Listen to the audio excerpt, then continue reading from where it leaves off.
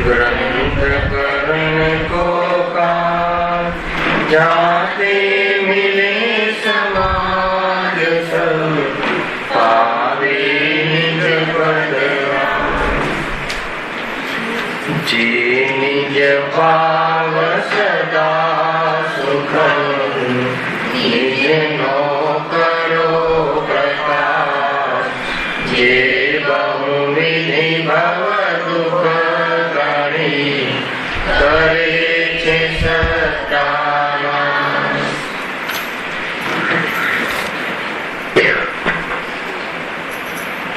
आज श्री मोक्ष मार्ग प्रकाशित ग्रंथ से त्रीजा अधिकार पर आपणे चर्चा चाली रही है।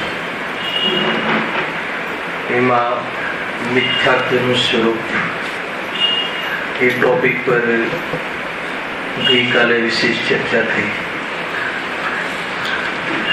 એમાં એમ કહ્યું કે જે મનુષ્ય તરીકે આત્મા ઉપજે છે એક આત્મા અને અનંત પરમાણુનું બનેલું શરીર એ બંને એક સાથે સંસારમાં ઉપજે છે ત્યાં आत्मा तो ज्ञान दर्शन स्वभाव वडे जाणवानुं कार्य करे छे तथा कर्मोपाधिना निमित्तथी क्रोधादि भाव करे छे।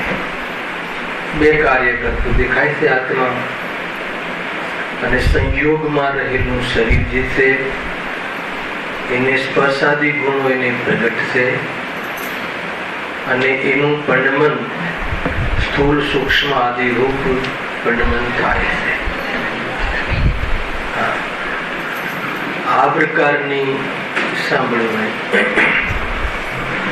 प्रवृत्ति आत्मामां थती जोवाय छे तो त्यां मिथ्यात्व शुं थयुं सांभळो अहींया जो दर्शन त्यां मिथ्यात्व शुं थयुं કે ત્રણેયને લખીને સર્વને પોતાનું સ્વરૂપ જાણે છે। અહીંયા સુધી આવે એટલે પોતાનું સ્વરૂપ એટલે કે જેવી રીતે જ્ઞાનને પોતાનું માને છે એવી રીતે રાગને પણ પોતાનું જ સ્વરૂપ માને છે।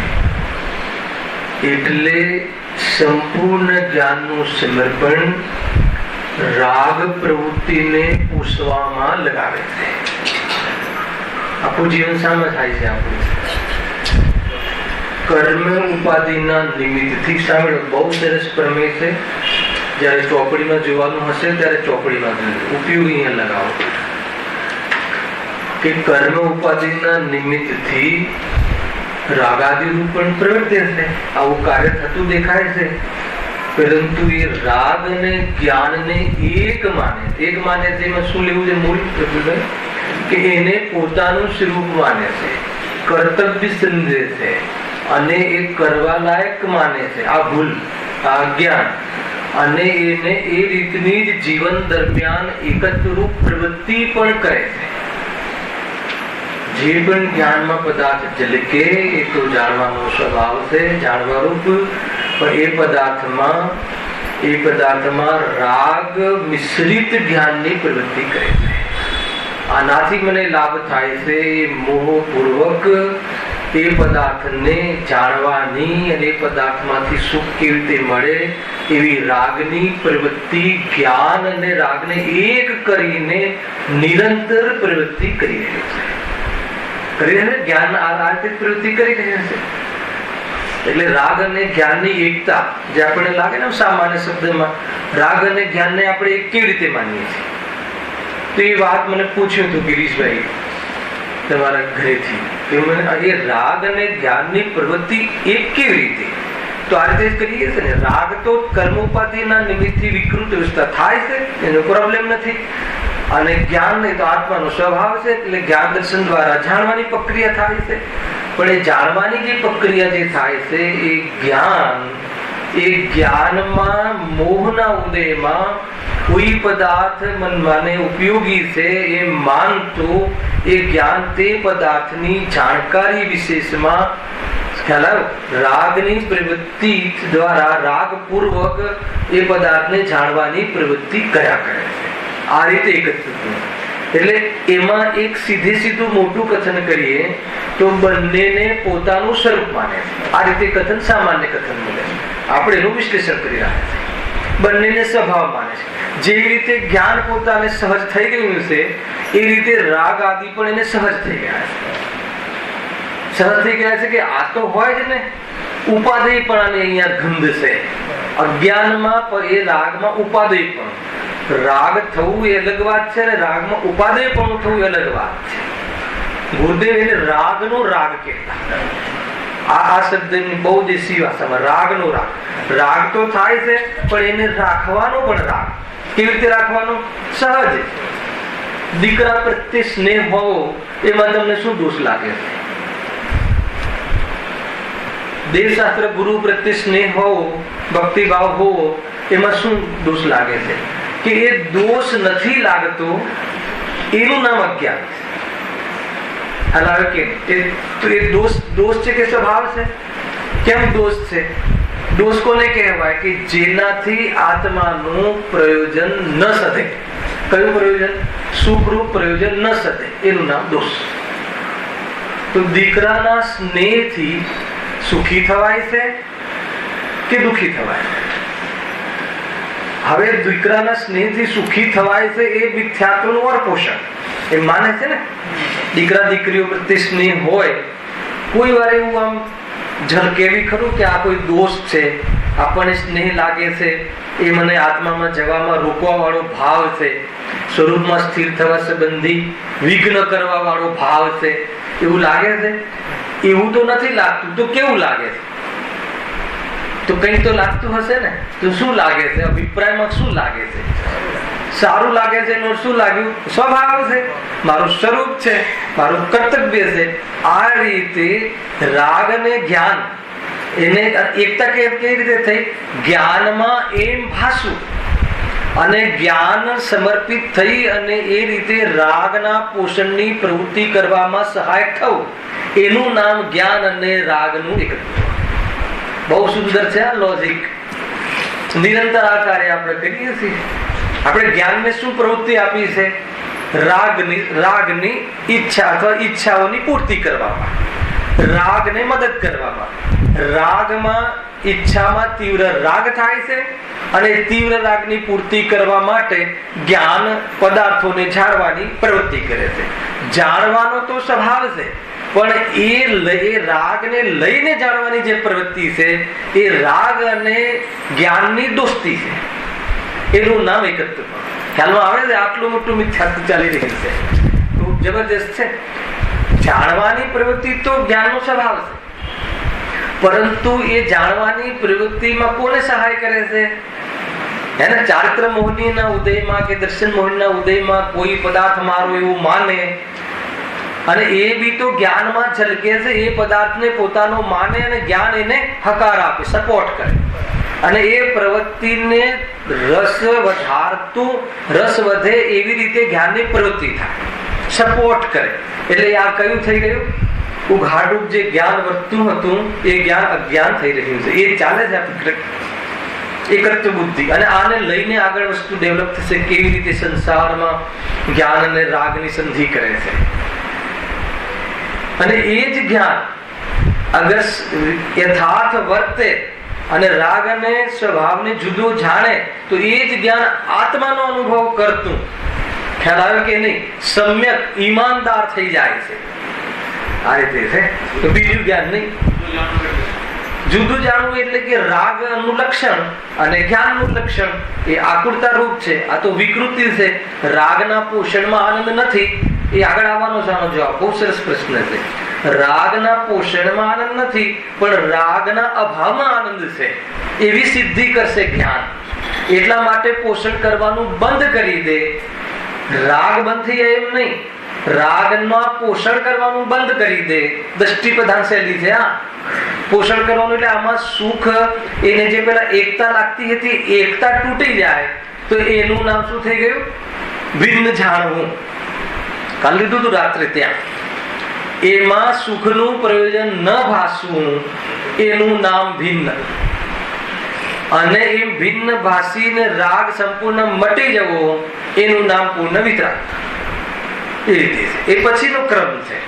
પહેલા તો એની સાથે કનેક્શન છે. જ્યાં સુધી કોઈ વસ્તુ આપણને ઉપયોગી લાગે, ઘરની અંદર રહેલા જે બધા પદાર્થો છે એમાં પેનનું એક ઢાંકણ, પેન ખોવાઈ ગઈ, પેનનું ઢાંકણ એ ઉપયોગી લાગે ત્યાં સુધી ફેંકવાનો ભાવ આવે, એટલું જ છે. તો ઉપયોગી લાગે છે ને, અહીંયા કહે છે કે જે તને ઉપયોગી લાગે છે એ તારા સુખ માટે ઉપયોગી નથી, ઉપરથી બાધક છે. એવું જે દિવસે લાગે એવું ભાસે એમ નામ ભિન્નતા. પણ એવું ભાસે, ભિન્નતા ભાસી ક્યારે કહેવાય? કે એનું પોષણ બંધ કરી દે, અર્થાત તો એવી એકત્વપણું ન ભાસે. પછી શું લાગશે? તો પછી કહે છે કે હવે આ જે રાગ આવે છે દુઃખરૂપ ભાસે છે ને એટલા માટે એ પર ભાસે છે ને એ પર ગે છે ને એ રીતે બધી જ્ઞાનીનો રૂલ ચાલુ થઈ ગયો. એ રીતે પછી એની લિફ્ટ નહીં આપે, એનું પોષણ બંધ થઈ ગયું એટલે તૂટતો રાગ છે ને ઘટતો રાગ છે ને મળતો રાગ છે, એ બધી ક્રિયાઓ પછી આગળ સંપન્ન થશે. પણ સૌપ્રથમ પહેલા જે ઘા કરવાનો છે એકતામાં, આપણે એટલું સહજ થઈ ગયું છે જ્ઞાન કે ઈચ્છા થઈ. શું ઈચ્છા થઈ? કોઈ બી ઇન્દ્રિય વિષયની ઈચ્છા થઈ કે આને હું ભોગવું અને એમાં મને સુખ છે, તરત જ જ્ઞાન ટેસ્ટ કરવા લાગે છે. જ્ઞાન ટેસ્ટ કરવા લાગે છે એટલે એની જાણકારી લેવા લાગે છે, એની પ્રવૃત્તિ ચાલુ કરી દે છે. અને એ પ્રવૃત્તિ ચાલુ કરી દે છે. આ જે સંધિ સંસારમાં આ પાર્ટનરશિપ જે ચાલે છે રાગ અને જ્ઞાનની, ખ્યાલ એમાં જ્ઞાનને પોતાનું નુકસાન થાય છે ને એને ઉપયોગમાં ખ્યાલ આવતો આ નવૈકતા. જો અનાદિથી જે કર્મ બાંધ્યા હતા એના ઉદયમાં આ મનુષ્ય અને શરીર અને આત્માની એક પર્યાય નિપજી. એમાં કામ તો આ થતા હતા, રાગ થતો હતો અને જ્ઞાન થતું હતું આત્મામાં, અને બીજું શરીરમાં ઉથલ પાથલ થતી હતી, બદલાવ, બચપન, એને જવાની, ઘડપણ, પતલું, ઝાડું, એ બધું થતું હતું. આ બધું એક સાથે થઈ રહ્યું છે. એમાં રાગ સાથેની એકત્વ બુદ્ધિ કેવી રીતે, એની ચર્ચા આપણે કાલથી કરી રહ્યા હતા. તો આ રીતે છે. હવે એના પછી થાય છે ત્રીજી વસ્તુ શું થતી હતી?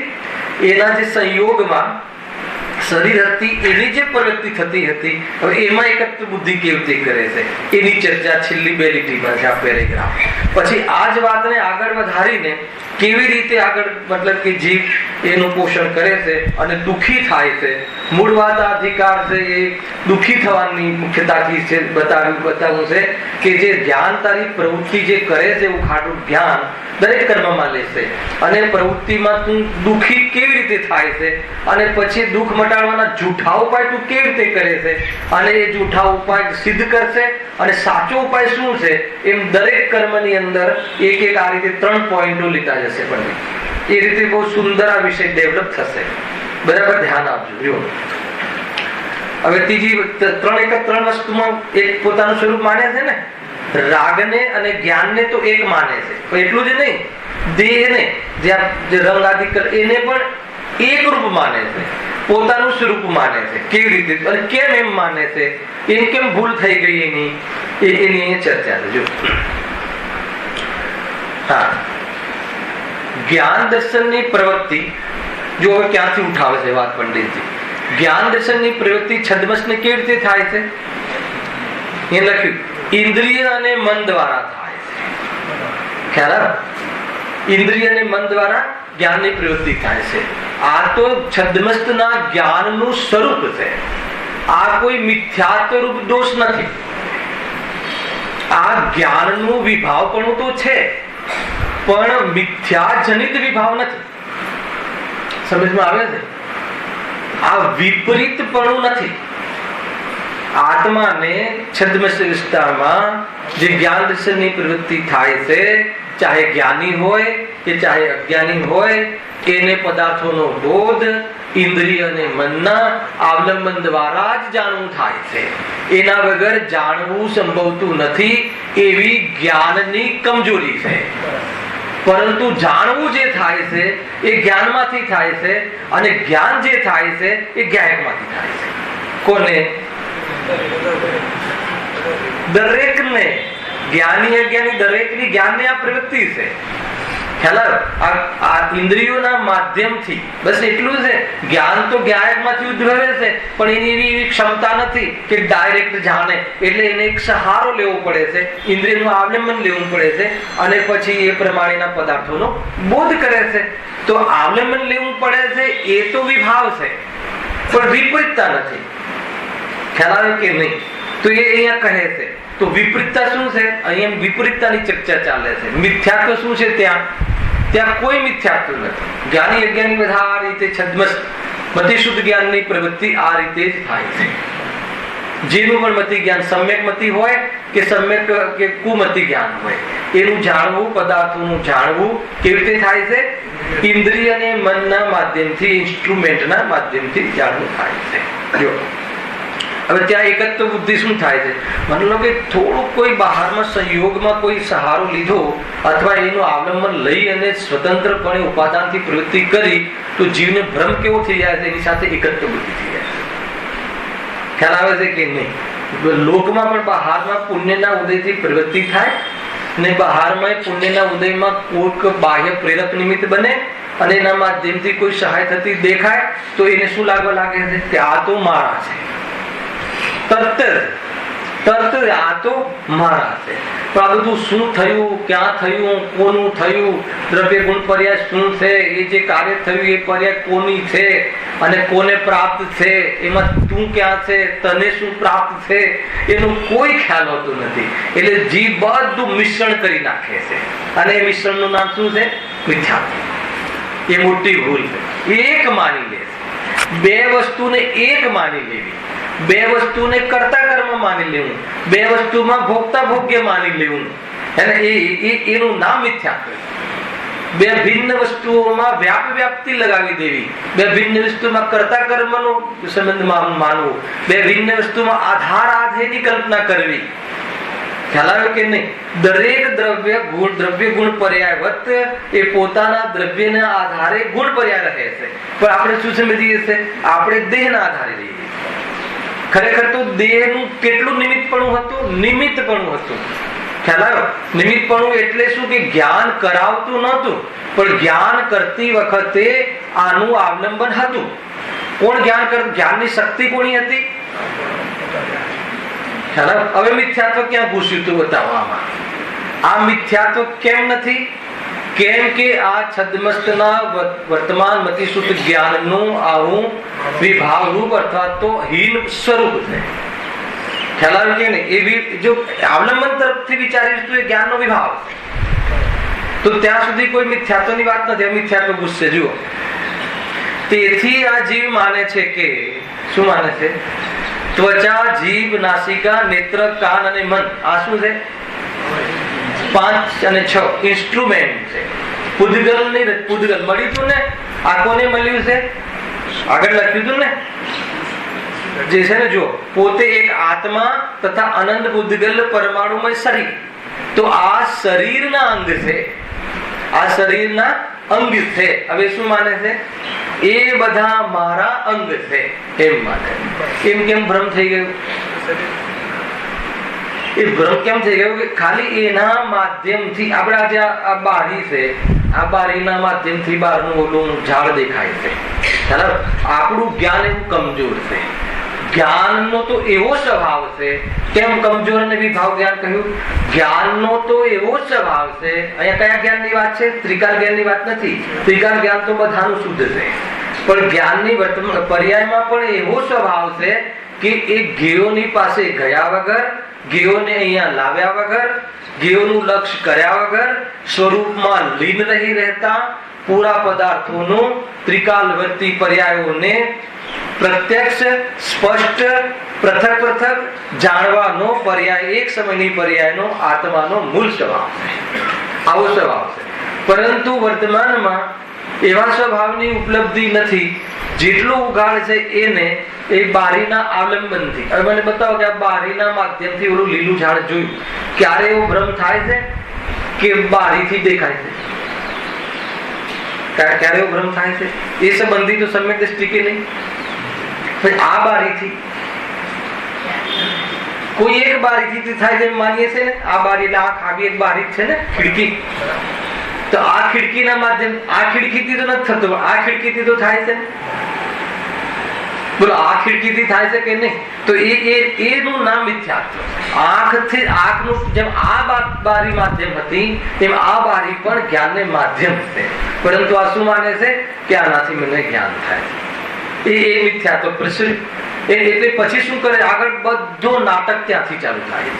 આ એને ભૂલ પડી ગઈ. સંસારમાં જે છદ્મસ્ત જીવોને પાંચ ઇન્દ્રિયને મન દ્વારા પદાર્થોને જાણવાની જ્ઞાનની પ્રવૃત્તિ થાય છે, ત્યાં એને એવો ભ્રમ થઈ જાય છે કે આ અમારા અંગ છે અને આમાંથી જ્ઞાન પેદા થાય છે, આનાથી જ્ઞાન થાય છે.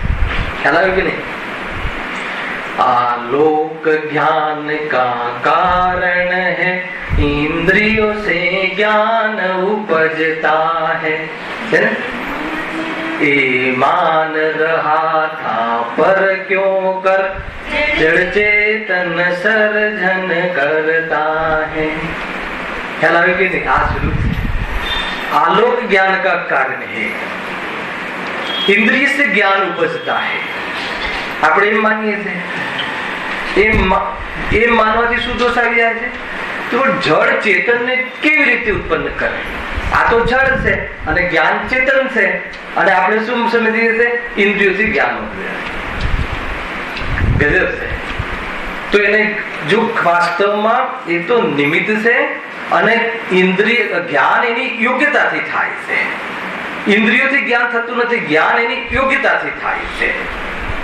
તો એના માટે પછી આપણે તર્ક આપીએ કે નહીં, જો ઇન્દ્રિયો જાણતી હોત તો મળતું પણ જાણત. આવી જાતના તર્ક આપીએ બાળકો એમ કહે ને કે કેવી રીતે આંખ તો જાણે છે ને, કે જો આંખ જાણતી હોત તો મળતું પડી રહ્યું છે તો એ પણ જાણતું હોત. તો સામે બીજો જે સામે બાળક છે ને બીજો કુતર્ક કરે છે. શું કુતર્ક કરે છે? આ કયો બાળક એવો કુતર્ક કરે છે કે આજે આંખ આદિ ડેમેજ થઈ જાય છે તો પછી ક્યાં દેખાય છે? ખ્યાલ આવે કે નહીં? આંખ ડેમેજ થઈ જાય છે તો પછી ક્યાં દેખાય છે? તો પછી એને એ તર્ક આપવામાં આવે છે કે જ્યારે આંખ ડેમેજ હોતી નથી ત્યારે પણ જે યોગ્યતા હોય છે એ જણાય છે. કેમ? જે આંખને જે પદાર્થ ભીડે છે, પરંતુ જેવી યોગ્યતા હોય, આંખને તો સાપ ભીડે છે પરંતુ દોરી દેખાય છે. ખ્યાલ આવે કે નહીં? અરે સામે પદાર્થ હોતો નથી તો પણ જણાય છે. એનો અર્થ એ થઈ ગયો કે જ્ઞાન એની યોગ્યતાથી જાણે છે. આ રીતે ઘણા તર્ક કુતર્ક એને ગુરુદેવ તક જવાબ આપી દે કે ભાઈ કુતર્ક નહીં કર, દ્રવ્ય ગુણ પર્યાયનું સ્વરૂપ સમજ, નિમિત્ત નૈમિત્તિક સંબંધ સમજ, કરતા કર્મનું તું વસ્તુનું સ્વરૂપ સમજ, તો કે તને આ ખ્યાલ આવશે.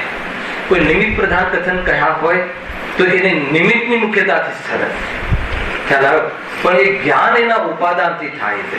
અહીંયા વાત એ નથી, અહીંયા મિથ્યાત્વ શું થયું? તો એ માની લે છે કે શું માની લે છે? કે મને તો આ મારી ઉપયોગી ચીજ છે, આનાથી હું પદાર્થને જાણું છું. એમાં આટલું બધું, એમાં શું એને એટલું બધું મતલબ કે મન લાગી ગયું? મન તો ખાલી જાણવામાં નથી લાગ્યું, તમે સમજજો. મન તો જીવનું ભોગોમાં જ છે. એને તો પદાર્થ ભોગવવો છે, અને પદાર્થ ભોગવવા માટે પદાર્થની જાણકારી જોઈએ, અને જાણકારી માટે જ્ઞાનની પ્રવૃત્તિ જોઈએ, અને જ્ઞાનની પ્રવૃત્તિ માટે ઇન્દ્રિયોના અવલંબનથી પ્રવૃત્તિ થાય છે. ખ્યાલ આવે કે નહીં? માનો કે કોઈ કહે કે ભાઈ તમને અમેરિકામાં જોરદાર મતલબ કે આમ છે, ત્યાં આનંદ મળે એવું છે, ત્યાંનું ક્લાઇમેટ ટોપ છે, સિનસિનરી ત્યાંના ટાવરો વાવરો, તો પેલા શું આપણે પેલા બતાવો, એનું ટ્રેલર બતાવો. ખ્યાલ આવે કે નહીં? પણ શાના માટે બતાવો? જ્ઞાન સ્વભાવનો, જાણવાનો સ્વભાવ છે એટલા માટે જાણવાની વાત છે. ત્યાં એટલા માટે જાણવાની વાત નથી. એ તો જાણવાનો સ્વભાવ છે, એના કારણે જાણવું થાય છે. એ તો સ્વરૂપ. પણ તને જે જાણવાની ઈચ્છા છે, ભેગી ઈચ્છા આવી રાગ મિશ્રિત જાણવાની ક્રિયા સંસારમાં થાય છે, એનું નામ એક. બહુ જબરજસ્ત લોજિક છે તીતુ વાક્યકડમાં આવે છે. હા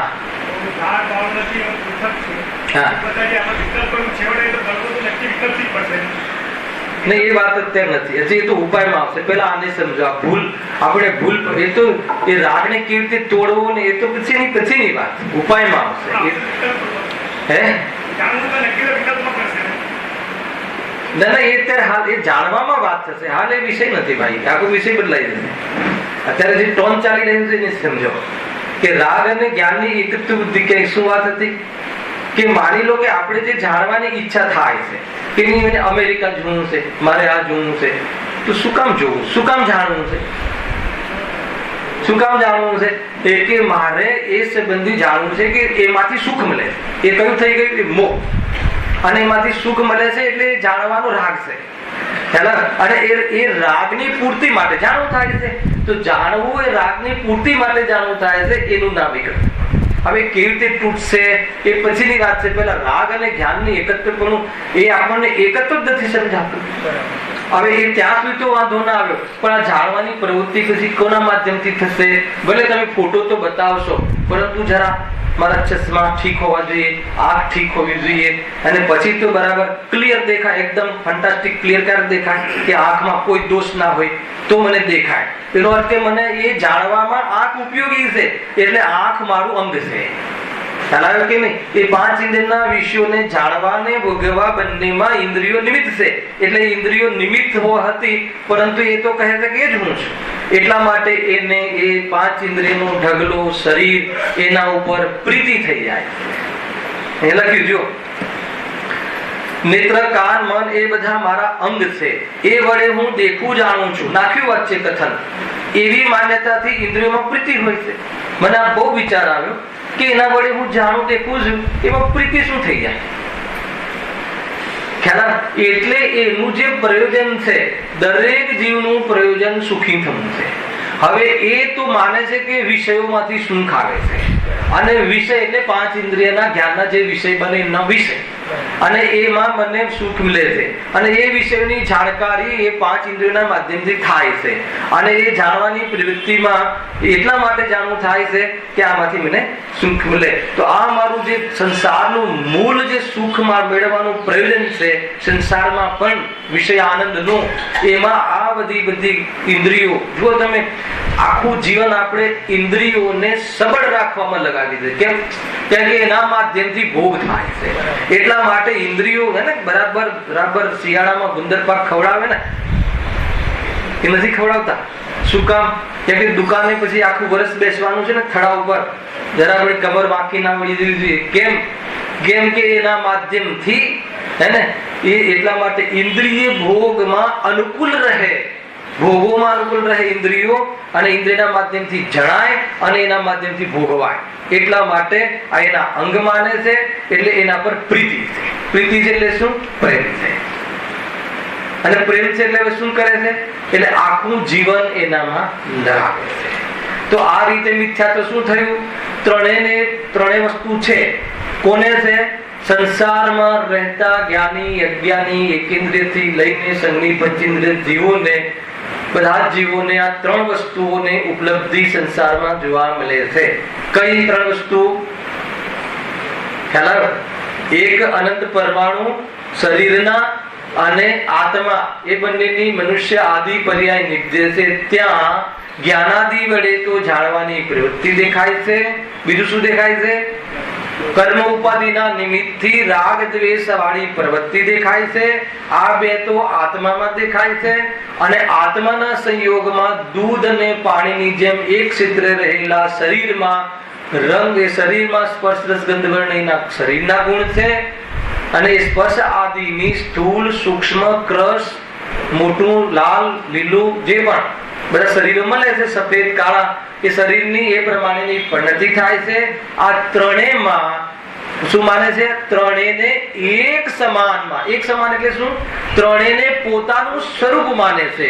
અને પોતાનું સ્વરૂપ માને છે એટલે ત્રણેયમાં એટલું એકત્વ રહે છે કે એને એનાથી જુદો કોઈ ભગવાન આત્મા આ જાણવાની એ અલ્પ પર્યાયથી કોઈ કેવળ જ્ઞાન નામની શક્તિ આ ક્રોધાદિમાં જે ક્રોધાદિનો જેનામાં પ્રવેશ જ નથી, એ રૂપે થયો નથી એવો આત્મા ત્રિકાળ વિતરાગ કે દેહનો ત્રણેય કાળે જેનામાં અભાવ છે એવો અશરીરી આત્મા, એવો આત્મા કે જે સુખનું કારણ છે, કે જેને જાણવાથી આ ટાઈપની અલ્પ અને મિશ્રણ પર્યાયનો અભાવ થાય છે અને એના લક્ષથી થતા દુઃખ મટી જાય છે, એવી જાતિની આ જીવને ખબર છે. પરંતુ આ ત્રણ પર્યાય જ્ઞાન છે ને, ખ્યાલ એ અલ્પ જાણવાને જ્ઞાન માને છે, ઇન્દ્રિયોના માધ્યમથી જાણવાને પોતાનો ત્રિકાળ સ્વભાવ માને છે. ત્રિકાળ સ્વભાવ એવો નથી.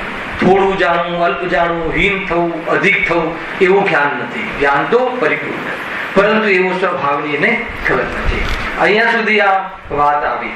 એટલા માટે ત્રણેયનો એકતા બહુ જબરજસ્ત. આ એકત્વનું એવું છે ને, કોઈ પણ જીવને શરીરમાં કંઈ થાય તો આ શરીરને થયું છે, મને થયું નથી એવું ભણીને આવ્યો હોય, એવું બોલતો હોય, પણ એવું અનુભવાતું નથી. એટલું એકત્વ થઈ ગયું છે. મેં ગઈકાલે એક ઉદાહરણ લીધું હતું નવીનભાઈ. એવું ઉદાહરણ લીધું હતું કે અહીંયા અનાદિ અનંત છે આત્મા. આત્માને આયુ જ નથી. આયુ કર્મ તો શરીરને લાગવું પડે. એટલું જોરદાર ભણાતું હોય અનાદિ અનંત આત્મા નાશ નથી, અવિનાશી છે, પ્રત્યક્ષ છે, પ્રતિભાસમય છે, ત્રિકાળી છે, ધ્રુવ છે, જબરજસ્ત બધા એના જેટલા પણ વિશેષણ છે એની ચર્ચા આપણે જબરજસ્ત કરી. અને વચ્ચેથી એમ પૂછવામાં આવે પ્રફુલભાઈ કે તમારી કેટલી ઉંમર થઈ? તો એને એક વાર પણ હમણાં સાંભળેલું અનાદિ અનંતનો સ્વાદ નથી આવતું, જ્ઞાનમાં પણ નથી આવતું. વળે શું આવી જાય છે ને, 50 થયા હજુ તો એક્ઝેક્ટ. પછી થોડી ગુરુદેવની ભાષામાં હે ને, માતાની ગર્ભમાં રહેલા 9 મહિના પકડીએ તો 51 થઈ જાય, અથવા પૂણી 51 જે બી થાય એમ થઈ જાય. તો એ એટલું એકત્વ છે આ શરીર જોડે, એટલું જુદાપણું નથી ભાસતું એને. ભાષામાં વિકલ્પમાં પણ હજુ એને નથી આવતું. કદાચ વિકલ્પ ને ભાષામાં આવી જાય કોઈ જીવને તો પ્રતીતિમાં નથી આવતું. ખ્યાલ આવે છે કે નહીં? જ્યાં સુધી પ્રતીતિમાં ન આવે ત્યાં સુધી કામ થતું નથી. આ એકત્વની વાત તો જોરદાર છે. રાગ સાથે તો એવું એકત્વ છે કે જેટલું બી કામ કરે છે શરીર માટે કરે છે એ તો સામાન્ય કથન છે. ખરેખર તો શરીરના રાગ માટે કરે છે. જેટલું બી કાર્ય એટલે જયેશભાઈ માત્ર લૌકિક કાર્ય નહીં, બધા ધાર્મિક કાર્ય પણ એ શરીર સારું રહે, અર્થાત તો આ શરીર સંબંધી રાગ પોષાય એટલા માટે કરે.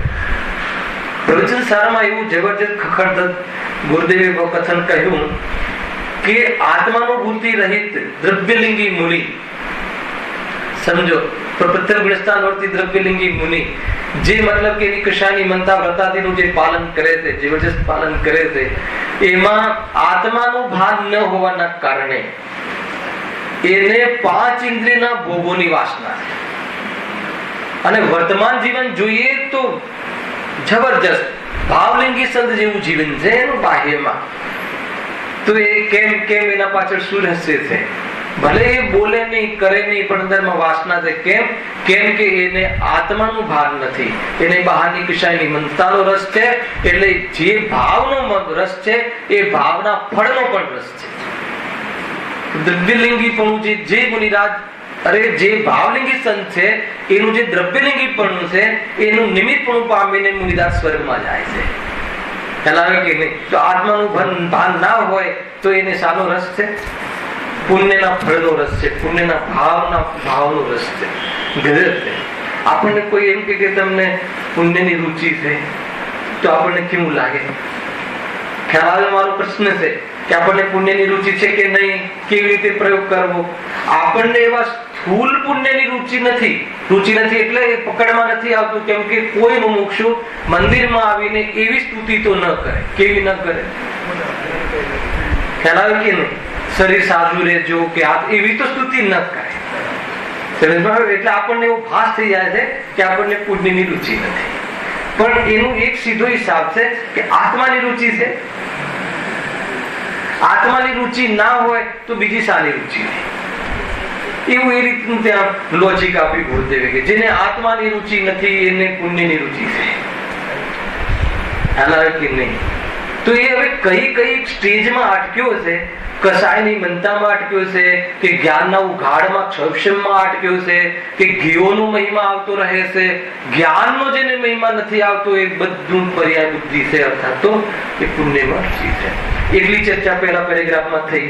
હવે આજ પ્રકરણનો મહત્વપૂર્ણ અંશ ચાલુ થાય છે, બહુ જોરદાર. જો મોહજનિત વિષય અભિલાષા, આ જ્ઞાનનું પ્રકરણ ચાલે છે. જ્ઞાનાવરણીય કર્મના ક્ષક્ષમમાં થતું જે જ્ઞાનનો ઉઘાડ છે, એ જ્ઞાનના ઉઘાડના માધ્યમથી એ રાગનું પોષણ અથવા તો રાગની એકતા કેવી રીતે કરે છે, અને એ પ્રમાણેનું આગળ ચર્ચા ચાલશે. જો મોહના આવેશથી તે ઇન્દ્રિયો દ્વારા વિષય ગ્રહણ કરવાની ઈચ્છા થાય છે. કઈ ઇન્દ્રિયો દ્વારા? આગળ જોડો કે જે ઇન્દ્રિયોની એની પ્રીતિ છે, આવી કનેક્શન છે. ઇન્દ્રિયોની પ્રીતિ કેમ છે? હમણાં કહ્યું ને, એનાથી વિષયોનું ગ્રહણ થાય છે. મોહના આવેશથી લીધું છે અહીંયા. મોહના ઉદયથી ઇન્દ્રિયો દ્વારા જાણવું એ કોઈ મોહ નથી, પણ ઇન્દ્રિયો દ્વારા જાણવાના કાલમાં પ્રવૃત્તિમાં મોહના આવેશથી એ પદાર્થો સાથે કેવી રીતે વર્તે છે એની ચર્ચા છે. હવે આમાં એક શબ્દ પડે છે પ્રફુલ્લભાઈ, એનું થોડું આપણે વિશ્લેષણ કરીએ, બહુ મજા આવે એવું છે. જો તે ઇન્દ્રિયો દ્વારા વિષય ગ્રહણ કરવાની ઈચ્છા થાય છે. ઇન્દ્રિયો દ્વારા વિષય ગ્રહણ, તો વિષયનું ગ્રહણ એ શું છે? એ શબ્દનું ભાવાસન થવું જોઈએ કે 5 ઇન્દ્રિયો આત્માને 2 કાર્યોમાં નિમિત્ત બને છે. કયા 2 કાર્યોમાં? આપણે થોડું લીધું પણ હતું. એક તો જાણવું અને એક ભોગવવું. 2 ઇન્દ્રિયોના માધ્યમથી જાણવું થાય છે અને ઇન્દ્રિયોના માધ્યમથી ભોગવવું થાય છે. 2 કાર્યોમાં ઇન્દ્રિયો નિમિત્ત બને છે. 5 ઇન્દ્રિયો સંસારી જીવને. હવે જાણવું કેવી રીતે બને છે? તો ખ્યાલ છે, 5 ઇન્દ્રિયો દ્વારા વિષય. વિષય શું લેવું? વિષય એટલે આપણે માની લો કે કોઈ ગંદા શબ્દ નથી આ વિષય. વિષય એટલે જ્ઞાનમાં જે ઝલકે એને વિષય કહે. જ્ઞાનમાં લાકડું ઝલક્યું, જ્ઞાનનો વિષય લાકડું બને. જ્ઞાનની પ્રવૃત્તિ આ લાકડા સંબંધી થઈ. જ્ઞાને લાકડાને જાણ્યું, તો જ્ઞાનમાં જે જણાયું એને જ્ઞાનનો વિષય કહે. હવે જ્ઞાન 5 ઇન્દ્રિયોના માધ્યમથી પ્રવૃત્તિ કરે છે, તો આંખના માધ્યમથી કયા વિષયમાં શામાં પ્રવૃત્તિ કરે છે? રંગ આદિ, ઉદ્ગલના રંગ આદિ, તો એ એનો વિષય. ઘ્રાણેન્દ્રના માધ્યમથી કશામાં પ્રવૃત્તિ કરે છે? પૂદગલની ગંધ દુર્ગંધ, ગંધ સુગંધ, તો એ ગંધ સુગંધ એનું શું થઈ ગયું? વિષય. તો એ પ્રમાણે જાણવાના વિષયો બને છે. અને બીજું ગ્રહણ કરવામાં શું લેવું? અહીંયા શું લેવું છે? ભોગ પ્રવૃત્તિની મુખ્યતાથી લેવું છે કે જે 5 ઇન્દ્રિયોના માધ્યમથી વસ્તુનો ભોગ કેવી રીતે થાય છે, કેવી રીતે ભોગવે છે, ભોગવી શકે ખરો? તો એ રાગ મિશ્રિત જે જ્ઞાન થાય છે એમાં કેવી રીતે ભોગવે છે કે જે પદાર્થ જણાય, તો એ જાણવું સંસારમાં કેવી રીતે થાય છે, અથવા આપણું જ્ઞાન કેવું છે? આપણું જ્ઞાન ઘી મિશ્રિત જ્ઞાન છે. એ વસ્તુ ધ્યાનમાં રાખજો, તો આખો પ્રોજેક્ટ ઉતરશે બરાબર મગજમાં. રાગ મિશ્રિત જ્ઞાન છે. ફરી કહું છું, કોઈ પણ પદાર્થનું જાણવું, આપણે જાણવાની પ્રવૃત્તિ કરીએ છીએ, જાણવાની ઈચ્છા કરીએ છીએ, જાણવાનો વ્યવસાય કરીએ છીએ. ભલે જાણવાનો સ્વભાવ એ તો આપણી મૂડી છે, પણ એનો આપણે જે ઉપયોગ કરીએ છીએ એ ઉપયોગ શાના માટે કરીએ છીએ? ઈચ્છાઓની પૂર્તિ કરવા માટે, અર્થાત તો રાગને સહાય કરવા માટે પ્રવૃત્તિ કરીએ છીએ. એનું નામ રાગ મિશ્રિત જ્ઞાન. માની લો કે આપણે અત્યારે અહીંયાનો જ વિષય લઈએ, અહીંયાનો જ, કે આપણને સ્વાધ્યાય કરવાનો રાગ આવ્યો, બરાબર? આત્મા જાણવાનો રાગ આવ્યો અથવા સ્વાધ્યાય કરવાનો રાગ આવ્યો. તો એ રાગ આવ્યો, હવે જ્ઞાન કહે છે કે ચલો તને જે રાગ આવ્યો છે એ વિષય આપણે એ વિષયમાં પ્રવૃત્તિ કરીએ. સાંભળજો બરાબર? આપણને સ્વાધ્યાય કરવાનો રાગ આવ્યો. હવે સ્વાધ્યાય કરવાનો રાગ આવ્યો, એમાં આત્મા સમજવાનો રાગ આવ્યો, એનો કોઈ પ્રોબ્લેમ નથી. અને સ્વાધ્યાય કરવાનો વિકલ્પ આવ્યો, રાગ આવ્યો, તો જ્ઞાન કહે છે કે કોઈ વાત નહીં, ચલ રાગ, તને સ્વાધ્યાય કરવાનો રાગ આવ્યો છે ને, તને રાગ આવ્યો છે, તો હું હવે એની પ્રવૃત્તિ કરું. એટલે રાગ જ્ઞાને સ્વાધ્યાય રૂપ જે સાંભળવાની પ્રવૃત્તિ ચાલુ કરી. સાંભળજો બરાબર? હવે હવે શું થાય છે કે હવે જે સ્વાધ્યાય કરવાનો જે વિકલ્પ હતો એ સંબંધી એ વિકલ્પનું શમન થાય છે. ખ્યાલ આવ્યો? એનું વિકલ્પનું શમન થાય છે. એ સ્વાધ્યાય કરવાની ઈચ્છા હતી અને સ્વાધ્યાય કરવામાં જ્ઞાને પ્રવૃત્તિ કરી. કરે છે તો બધું જ્ઞાન જ. જ્ઞાન એ સંબંધી પ્રવૃત્તિ કરી અને પ્રવૃત્તિમાં ઈચ્છા જે હતી, ઈચ્છા શું થઈ? એક રીતે તમે કહો પૂર્તિ થઈ. એક સંબંધી એમ કહીએ કે ઈચ્છા ડાઉન થઈ, તો એ જે ડાઉન થઈ એટલે શું થયું? શાંતિ થઈ. સમજમાં આવે કે આ આખી પ્રવૃત્તિ ચાલે છે તો એને એમ થાય છે કે મેં સ્વાધ્યાયના રાગથી અથવા સ્વાધ્યાયના વિકલ્પ કરી એની પૂર્તિ કરીને શાંતિ કરી. આ રીતે એ રીતે સહાય કરે છે. માન લો કે સહાય કેવી રીતે કરે છે, તમને ઓર એનું ક્લેરિફિકેશન આપો. કોઈ પણ વસ્તુ આપણે શું કામ ચાખીએ છીએ?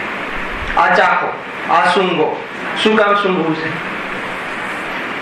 હે ને? આને જરા સુગંધ લેજો, બરાબર છે આની સુગંધ. અને આ સ્પ્રે અને આ અત્તર, આની સુગંધ કેવી છે?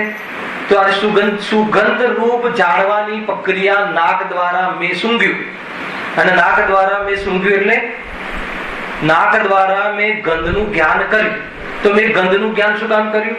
શું પ્રવીણ હતું ગંધનું જ્ઞાન કરવા પાછળનું? કે આ સ્પ્રે મને માઇલ્ડ છે ને, એ મને બહુ ગમે છે અને એમાંથી મને સુખ મળે છે, એ મોહ. અને એ મને ગમે છે, એ રાગ. અને એ એટલા માટે હું જ્ઞાનને, એ સ્પ્રેને જાણવા માટે લગાવી દીધું. એ જ્ઞાનની પ્રવૃત્તિ. આ રીતે એને સહાય કરે છે. આ રીતે જ આપણો કાર્યક્રમ ચાલે.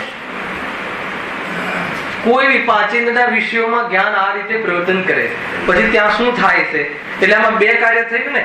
જ્ઞાન દ્વારા જ્ઞેયોનું ગ્રહણ થાય છે. અહીંયા લખ્યું ઇન્દ્રિયો દ્વારા. ઇન્દ્રિયો દ્વારા વિષય કહો કે જ્ઞેયોનું ગ્રહણ થાય છે. તો કેવી રીતે? ઇન્દ્રિયો દ્વારા જ્ઞાનનું જાણવું થાય છે, પણ એ જાણવું પણ થાય છે અને ઇન્દ્રિયો દ્વારા એનું ભોગવવું પણ થાય. તો એને શું ભોગવ્યું? શું ભોગવ્યું? તો કહે કે એને જે ઈચ્છા કરી હતી એ ઈચ્છાને ભોગવી કે અત્તરને ભોગવી? થોડું પકડજો. એને ઈચ્છા શું કરી હતી? ઈચ્છામાં 2 વસ્તુ હતું. એક મોહજનિત ઈચ્છા કે આ જે સ્પ્રે છે, આ જે અત્તર છે, એમાંથી સુખ આવે છે એવી એક એની માન્યતા હતી, મોહ હતો. અને એને લઈને મને આ મળી જાય અને સારું મને મળે એવી જાતિનો એનો રાગ હતો, એવી ઈચ્છા હતી. એટલે જ્ઞાન કહે કે ચલ. તો જ્ઞાને પછી એના જ્ઞાને એ પદાર્થને ભીડ્યો ને. એ ભીડ્યો એટલે શું? ઇન્દ્રિયના માધ્યમથી એને ભીડ્યો. ઇન્દ્રિયના માધ્યમથી સુગંધ નું જ્ઞાન કરવાની પ્રવૃત્તિ ચાલુ કરી. હવે ચાલુ કરી એમાં એની જે ઈચ્છા હતી કે આ સરસ છે, એ સરસ છે, એ ઈચ્છાનું પોષણ થતું ગયું. તો ત્યાં શું થાય છે? ઈચ્છાનું પોષણ થવામાં ઈચ્છાના અંશ ડાઉન થાય છે. ત્યાં એને શું થાય છે? ત્યાં એને આનંદ આવે છે. અને એ ઈચ્છાના અનુસાર એનું પોષણ થતું નથી તો ક્લેશ થાય છે. એટલે ત્યાં સુખ દુઃખનું વેદન કરે છે. એટલે 5 ઇન્દ્રિયના માધ્યમથી પદાર્થનું જાણવું પણ થાય છે અને આ રીતે પદાર્થનું લક્ષ્ય કરી અને એ કશાયોનું ભોગવવું પણ થાય છે. પરંતુ આજ સુધી આત્માએ કોઈ પદાર્થને ભોગવ્યો હોય એમ છે નહીં. એટલે ગુરુદેવ કહે ને, દાળ ભાત શાક રોટલી એને તો આત્મા ભોગવી શકતો જ નથી. આ રીતે તરત જ એનું પેટર્ન કથન. અને પછી આ હું તમને એટલે યાદ કરાવું છું કે ગુરુદેવ જે બોલતા હતા અહીંયાથી બોલતા હતા, આને લઈને. પરંતુ શાને ભોગવે છે? અજ્ઞાનને વશ થઈ એ સંબંધી જે એની ઈચ્છાઓ થઈ હતી, સાંભળજો, ઈચ્છાઓ થઈ હતી એને ભોગવે છે. અને ખરેખર જોવામાં આવે તો જ્ઞાની અજ્ઞાની બંને કોને ભોગવે છે? ખરેખર તો એ કસાયનું જે ફિલિંગ થયું કે આ આવી કસાય છે, એવું જે વેદવું, એવું જે સમજવું, એવું જે ખ્યાલમાં આવવું, એવું એ વેદન આત્માનું છે. એ આત્માનો મૂળ સ્વભાવ છે. એટલે વેદન તો જ્ઞાનનું જ થાય છે, પણ અજ્ઞાનવશ કદાચિત એ સંબંધી પોતાની પર્યાયમાં ઉઠવા વાળા રાગાદીનું વેદન અજ્ઞાનવશ કહ્યું અને પર પદાર્થને તો જ્ઞાની અજ્ઞાની બંને ભોગવી શકતા નથી. આ આખું ભોગવવાનું સ્કેન્ડલ છે. કોને ભોગવીએ છીએ આપણે? ખ્યાલ એ રીતે છે. જીવ પોતાની શ્રદ્ધાને ભોગવે છે અને એ શ્રદ્ધાને, સાચી શ્રદ્ધાને ભોગવે તો સાચું સુખ મળે છે અને ખોટી શ્રદ્ધાને ભોગવે તો ખોટું ભ્રમિત દુઃખ અને કદાચ ખોટી શ્રદ્ધા અનુસાર બહારમાં પદાર્થોનું પડમન અર્થાત તો એની શ્રદ્ધા અનુસાર કાર્ય દેખાય તો એ ભ્રમને પોષે છે. ખ્યાલ આવે કે નહીં? એ રીતે છે. કોઈ બી જગ્યાએ મેં તમને આ ગઈકાલે નહીં ગયા શનિવારે કદાચ આ ઉદાહરણ લીધું હતું કે આપણને આપણી શ્રદ્ધાનું અનુસાર સુખ દુઃખ થાય છે. કયું ઉદાહરણ લીધું હતું યાદ છે ચિનુભાઈ? પેટર્ન ઉદાહરણ છે આ 2-4. હા, તો તમે શનિવારે નતા તો ચલો લાભ થઈ જશે. એ ઉદાહરણ લીધું હતું કે આપણી ઓફિસમાં કોઈ વ્યક્તિ ચોરી કરે છે, પરંતુ એના પ્રત્યે આપણી એવી શ્રદ્ધા છે કે નહીં આ બહુ શરીફ છે, સાહુકાર. આપણી શ્રદ્ધા એમ છે એટલે ભલે કરે છે ચોરી પણ તમને એના પ્રત્યે સાહુકારની શ્રદ્ધા છે એટલે સાહુકારની શ્રદ્ધા અનુસાર તમને નિશ્ચિંતતાનું વેદન થાય છે. એ શું કરે છે એના આધાર પર વેદન નથી, ગેયોનું વેદન નથી. તમારી શ્રદ્ધા અથવા તો તમારો મોહ એમ કામ કરે છે કે નહીં આ સાહુકાર છે એવું તમે માન્યું. ખ્યાલ આવ્યો? એટલે તમે એ તમારી માન્યતાના આધાર પર નિશ્ચિંત રહો છો. ખ્યાલ આવ્યો કે નહીં?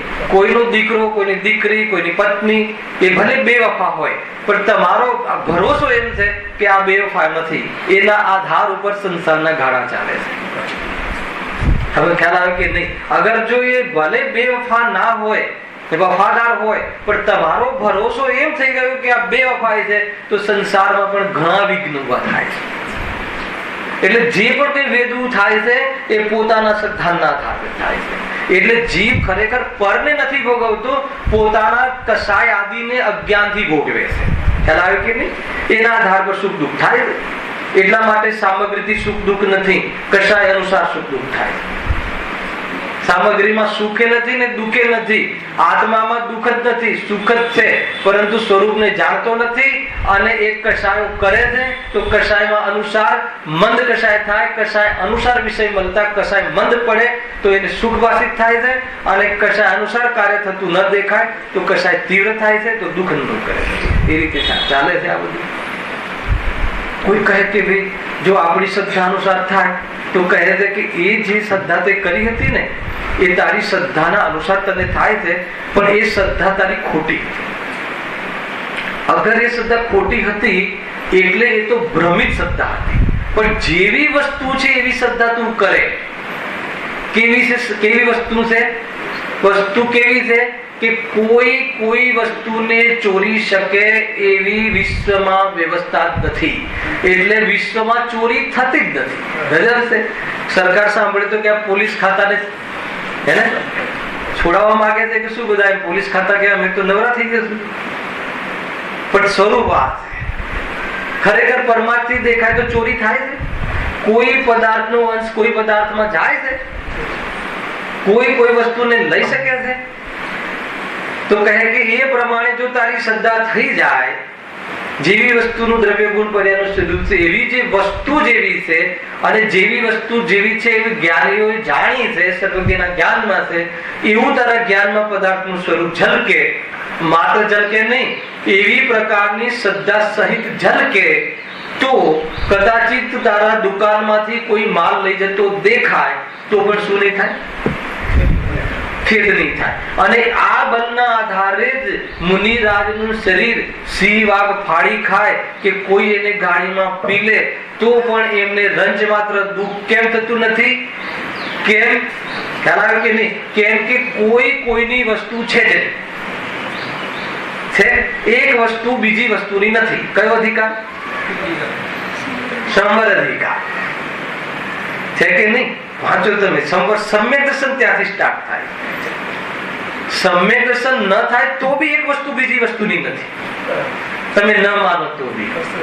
ખ્યાલ આવે કે નહીં? એટલું જોરદાર આ પ્રયોગ છે. કુલ મળીને વાત એ આવી કે 5 ઇન્દ્રિયના માધ્યમથી કોઈ વસ્તુનું ચાખવું એમ થાય છે. કોઈનું ચાખવું એટલે શું? જ્ઞાન કરવું. કોઈને સૂંઘવું એટલે એનું જ્ઞાન કરવું. જરાક કેસેટ જરા સાંભળી લેજો એટલે સાંભળવાનો શું? જરા જાણજો. હવે શું જાણજો? ગાયકને જાણજો કે કોને જાણજો? જાણવું તો ગાયકનું જ થાય છે પરંતુ એ ગાયકના જાણવાનું પરિણમન જે છે એ પરિણમનની વિશુદ્ધિમાં પદાર્થનું જે જાણવું થાય છે એ જાણવાની ક્રિયા શું કામ કરે છે? કઈ ઈચ્છાથી કરે છે? ખ્યાલ આવે? હવે આમાં તો બહુ મોટું પેટ નીકળે છે. આપણે આ આત્માને શું કામ, આત્માની વાતો અને આ બધું શું કામ જાણીએ છીએ? જાણવાની ઈચ્છા શું કામ થઈ છે? પંડિત બનવા માટે, માન કશાય માટે, પુણ્ય માટે, કે શાના માટે? આ ત્રણમાંથી કયું ઓપ્શન સાચું છે? ખ્યાલ આવે કે નહીં? જો આ ત્રણેય વસ્તુ થાય છે, નથી થતું એમ નહીં. તમે વિશેષ જાણો તો વિદ્વતા પ્રગટ થાય છે, અને આ જાણવામાં ઉપયોગ લાગે તો ઇન્દ્રિયોના વિષયોમાં ઉપયોગ ન હોવાના કારણે વિશુદ્ધિ પુણ્ય પણ થાય છે. પરંતુ જાણવાની ઈચ્છા એ વાસ્તવમાં ગાયકને જાણવાની મુખ્યતાથી હોય, અને આ ગાયક છે એમ જણાઈ જાય તો જે ઈચ્છાઓ વિષયોની છે એ વિષયોની ઈચ્છાઓ મળી જાય. આ રીતે ગાયક પર પ્રભુ પાસે જાય. ઘણા બધા કોઝન છે. હું ભૂમિકા બાંધું છું. આનો વિષય પ્રવેશ તો આપણે નેક્સ્ટ શનિ વિશેષ થશે. આ વિષય છે. આમાં હું હવે વાંચું છું, પ્રારંભ કરું છું. મોહના આવેશથી તે ઇન્દ્રિયો દ્વારા વિષય ગ્રહણ કરવાની ઈચ્છા થાય છે. તે ઇન્દ્રિયો દ્વારા એટલે કયું? કેટલા શબ્દો મૂક્યા છે? મોહના આવેશથી તે ઇન્દ્રિયો દ્વારા. તે ઇન્દ્રિયો દ્વારા એટલે બે વસ્તુ લેવી કે જે છદ્મસ્તને પાંચ ઇન્દ્રિયને મન દ્વારા પદાર્થનું જાણવું થાય છે તે ઇન્દ્રિયો દ્વારા, તથા કે જે ઇન્દ્રિયોથી જાણવું થાય છે એમાં આ મારા અંગ છે એવું માનવા પૂર્વક. ખ્યાલ આવ્યો કે નહીં? જોડે મોહ વસ્તુને જાણે છે ને કે આ મારું સ્વરૂપ છે એમ માનીને, પ્લસ બીજું શું લેવું છે? એટલું જ નહીં, અને જાણવા માટે એટલા માટે જાણવું થાય છે, એટલા માટે હું જાણવાની પ્રવૃત્તિ કરું છું કે એ વિષયને મારે ભોગવવો છે, એ વિષયમાંથી મારે સુખ લેવું છે, એટલા માટે જાણવાની પ્રવૃત્તિ રાગ મિશ્રિત જ્ઞાન છે. હવે પછી ગિરીશભાઈ તમારા પ્રશ્નો લેશું આપણે. જયારે આપણી પાસે રાગ મિશ્રિત જ્ઞાન છે તો પછી આપણી પાસે ઇન્દ્રિય જ્ઞાન છે, અને અતિન્દ્રિય જ્ઞાનથી આત્મા અતિન્દ્રિય જણાય તો પછી આ મારી પાસે સ્કોપ શું છે? એ સૌથી મોટો પ્રશ્ન છે. પરંતુ ધીરજ રાખવી પડશે અને શનિ રવિ આવવું પડશે. ખ્યાલ આવે કે નહીં? કે વચ્ચેથી વિષય લઈશ તો જે પ્રમાણે જેટલી તાકાતથી રોગનું નિદાન કરવું છે ને, પેલા તો આપણને આ જેટલી મેં ચર્ચા કરી ચીનુભાઈ, એ તમને ક્યારે રોગ લાગ્યો? ખ્યાલ આવે કે નહીં? મતલબ કે રાગથી આપણે જ્ઞાનની પ્રવૃત્તિ રાગ માટે કરીએ છીએ, એ આપણને દોષ લાગે છે? દીકરાનો સ્નેહ જે રાગની પ્રવૃત્તિ, સ્નેહરૂપ જ્ઞાનની પ્રવૃત્તિ થાય છે, એમાં દોષ લાગે છે? તો કે દોષ નથી લાગતો, એ અજ્ઞાન છે. એ મોટો અપરાધ છે. ખ્યાલ આવે કે નહીં? દોષ તો અલગ વાત છે, અપરાધ છે. રાગ આદિ તો દોષ છે, અને રાગ આદિ સ્વરૂપ લાગવું એ અપરાધ છે. એટલું મોટું ફરક છે. નાના મોટા દોષો માટે એને કોર્ટ કચેરી નથી. તમે જોઈ લેજો લોકીમાં બી ડાયરેક્ટ ત્યાં પોલીસના ખાતામાં બે જણ લડ્યા હોય, પતિ પત્ની, કોર્ટમાં જવાની જરૂર નથી. ત્યાં ચલો ભાઈ શું કામ આમ કર્યો છો, આપસ ઘરે જાઓ. ખ્યાલ આવે કે નહીં? પરંતુ અપરાધ બહુ મોટી વસ્તુ છે. એટલે રાગ દ્વેષ બહુ નાનો દોષ છે, પણ રાગ દ્વેષને કર્તવ્ય લાગવું એ અપરાધ છે. એ અહીંયા એની વાત છે. અહીંયા એ જોડાવું. જો ઇન્દ્રિયો દ્વારા વિષય ગ્રહણ કરવાની ઈચ્છા થાય છે. વિષય ગ્રહણ કરવો ત્યાં સુધી પ્રોબ્લેમ નથી, જાણવું થાય છે, પણ એની ઈચ્છા થાય છે એ બી એક સંસારીનું સ્વરૂપ છે કે ઈચ્છા સહિત જાણવું થાય છે.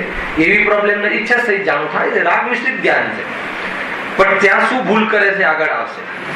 ત્યાં એ વિષયનું ગ્રહણ થતા એ ઈચ્છા મટવાથી નિરાકુલ થાય છે, એટલે આનંદ માને છે. કેટલી બધી વાતો કહી, આ તો બહુ જબરજસ્ત વાત છે. એ વિષય ગ્રહણ થતા, અગ્રહણ થતા એટલે ઉપલબ્ધ થતા, અને ગ્રહણ થતા એટલે જાણતા. બે વાત થઈ ને. ગ્રહણમાં બે ભાવ કીધા. ગ્રહણ એટલે ભોગવવા માટે એ પ્રાપ્ત થતા, અને બીજું ગ્રહણ થતા એટલે જાણતા. તો ગ્રહણ થતા એટલે એ જેવી એને કલ્પના કરી હતી એવી કલ્પના અનુસાર જાણવું થતા એમ લેવું છે. જેવી કલ્પના કરી હતી કે આ સુંદર સુગંધ છે, એવી કલ્પના કરી હતી, એવી ઈચ્છા કરી હતી, અને એવી જાતિનું જ્ઞાન થતા હવે શું થાય છે? બરાબર પકડજો પોઈન્ટ, ઉપયોગ એકદમ સૂક્ષ્મ રાખજો ભાઈ. શું થયું? શું ઈચ્છા કરી હતી કે આની સરસ સુગંધ છે, એ સુગંધ બહુ સરસ છે, એવી જાતિની ઈચ્છા કરી હતી, અને એવી સરસ સુગંધની જાણકારી થતા જ્ઞાનેન્દ્રના માધ્યમથી એમાં જ્ઞાનની પ્રવૃત્તિ થતા, અહીંયા લખ્યું ને એવું ગ્રહણ થતા જાણવાનું પણ ગ્રહણ થયું, અને જે ઈચ્છા થઈ હતી એનું જાણવું થયું. વિષય પ્રાપ્ત થયો નથી કેવું અહીંયા.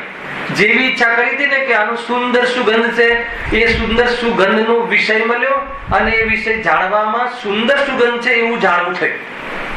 એવી પ્રવૃત્તિ થતા શું થયું? એવી પ્રવૃત્તિ થતા શું થાય? આગળ લખ્યું છે ઈચ્છા મટી જાય છે. કઈ ઈચ્છા મટી જાય છે? કઈ જે એંગલ થી ઈચ્છા થઈ હતી, જે સુગંધ લેવાની ઈચ્છા થઈ હતી, એ સુગંધ લેવાની ઈચ્છા મટી જાય છે. ખ્યાલ આવ્યો કે નહીં? કે વધારે થાય છે. એક તો એ વખતે તો મટી જાય છે. ભૂખ લાગી હોય, ભૂખની ઈચ્છા થઈ હોય, ક્ષુધા લાગી હોય, તો ભોજનનો વિષય મળ્યો, અને આમાં સુંદર ભોજન છે, તો એ ભોજનનો સંયોગ થયો, અને સંયોગ થવામાં ઈચ્છા મટી ગઈ. ઈચ્છા મટી ગઈ. હવે ભોજન મળ્યું ના મળ્યું પછી જોઈએ છે. પેલા ઈચ્છા મટી ગઈ એ લેવું છે. ઈચ્છા મટવાથી નિરાકુલ થાય છે. અહીંયા કોની વાત છે? નિરાકુલતા કોની વાત છે? અજ્ઞાનીની વાત છે કે જ્ઞાનીની વાત છે? ખરેખર તો જોવામાં આવે તો સમ્યક દર્શન વગર એક સમય પણ જીવ નિરાકુલ થઈ શકતો નથી. સાચી નિરાકુલતા તો એ છે આત્માના અનુભવ પૂર્વક થતી જે ઈચ્છાનો અભાવ, એ જ નિરાકુલતા છે. આત્માના આશ્રય વગર પર્યાયગત યોગ્યતામાં ઈચ્છાનું ઘટવું બધું થાય, એમાં ઘટવાના કાલમાં નિરાકુલતા દેખાય, એ ખરેખર સમ્યક આનંદ નથી. છતાં પણ એ આનંદ જે પેટના ગર્ભમાં, એ આનંદ તો આત્માનો સ્વભાવ જ છે, પરંતુ એ સમ્યક એટલે નથી કેમ કે એ આત્માના આશ્રયથી ઈચ્છા મટી નથી. એ તો બહારમાં ઈચ્છા મટવાના કાળમાં મટી, અને એને માન્યું એમ. શું માન્યું? કે મેં રોટલા ખાધા એટલે ઈચ્છા મટી. એટલા માટે એક ઈચ્છા, એ પ્રપોઝનેટ ઈચ્છાનો અભાવ થવાની સાથે બીજી અનેક ઈચ્છાઓ પેદા થઈ જાય છે, અને ઈચ્છાનું લેવલ નથી મળતું, અને ઈચ્છાનો અભાવ થતો. એટલા માટે ત્યાં કોઈ એવી જાતિનો કોઈ અતિન્દ્રિય આનંદ છે એમ નથી. પરંતુ આનંદને સમજવો હોય એના માટે આ પકડ બહુ ઊંચું છે. અહીંયા એમ નથી લખ્યું કે ઈચ્છાની પૂર્તિ થવાથી નિરાકુલ થયો, અને ઈચ્છાના મટવાથી નિરાકુલ થયો. જો એક મોટી વાત કરું છું, આ તો બહુ વિસ્તારથી આ વાક્યને ડાયરેક્ટ ખોલીશું કે અનેક લોકમતમાં પણ ઈચ્છાની અભાવ અર્થાત તો ઈચ્છાની પૂર્તિ થઈને અભાવમાં સુખ માને છે. અને જૈન ધર્મ પણ ઈચ્છાની સમાપ્તિમાં ઈચ્છા નિરોધક તપ, નિદ્રામાં ઈચ્છાનો અભાવ નિદ્રા ધર્મ છે. ઈચ્છાના અભાવને ધર્મ કહે છે, અર્થાત એનાથી શાંતિ માને છે. વાત એટલી છે કે અહીંયા જે ઈચ્છાના અભાવને સ્વભાવની દ્રષ્ટિપૂર્વક કરવાની વાત છે, અને લોકમાં ઈચ્છાની સમાપ્તિ અર્થાત તો એની પૂર્તિ કરીને સમાપ્ત કરવાની વાત છે. એમાં એટલું મોટું અંતર છે કે જે ત્યાં એ વાત પણ કુલ મળીને ઈચ્છા ન હોવામાં જ સુખ છે, એ વાત તો બધા પક્ષ સ્વીકારે છે. શું કહ્યું? ઈચ્છા મટવામાં જ સુખ છે, એ વાત તો જીવ માત્ર સ્વીકારે છે. પણ ઈચ્છા મટાડવાની પદ્ધતિ કઈ છે એ વાત માત્ર જૈન ધર્મમાં છે. ત્યાં ઈચ્છા મટવાની વાત જ નથી. ઈચ્છા તો પૂર્તિ કરતા ઈચ્છાઓ વધે છે, અને અહીંયા સ્વરૂપના આધારે એટલે શું? હવે ગિરીશભાઈ તમારું જે પકડ છે, કેવી રીતે ઈચ્છા મટે છે એની ચર્ચા જૈન ધર્મ માત્ર છે. એના પછી બી હજુ તો આ કેવી રીતે આને આનંદ કહેવાય, અને આગળની બહુ સુંદર ચર્ચા આપણે નેક્સ્ટ શનિવારે. સહજાનંદી સુર